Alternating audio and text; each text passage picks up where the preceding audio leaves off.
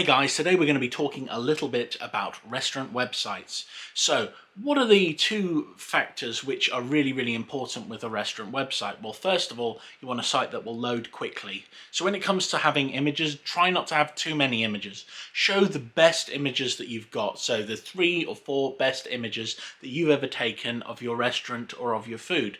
And you want those to be on your website. By reducing the amount of images, you're reducing the time that it takes to load pages. And what you've got to take into account is most of the time people are going to be using one of these things in order to look at your website. So they're not going to be looking at it from a computer. So it's got to be easy to use on a mobile, and it's best to build your site with that in mind.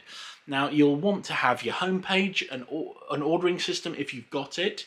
I recommend, instead of an ordering system, just having a menu page with like a little thing that pops up at the bottom which says that they can call you during opening hours. This is really good, because then when someone can call you during the opening hours by just pressing that, when they're on the menu, they know what they're going to order if they want to order food to them.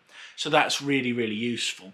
You can also have a booking form, which can just be a contact form, and then you get back to any clients that sign up with the booking form. Make sure you don't sign them up to any emailing lists. They're not subscribing to an emailing list. They're just booking with you. And if there's a contact form on the contact form page, that's really good as well. Now, I also like to make sure that you've got a blog.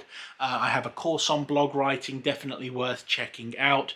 But a blog will basically help your restaurant to rank above other restaurants who can't be bothered to blog, which is like 99% of them at this point. Anyway, I hope this has been helpful. When it comes to your website, just focus on speed and ease of use, and then everything should be simple. Anyway, you have a lovely day. I hope this has been helpful. Bye.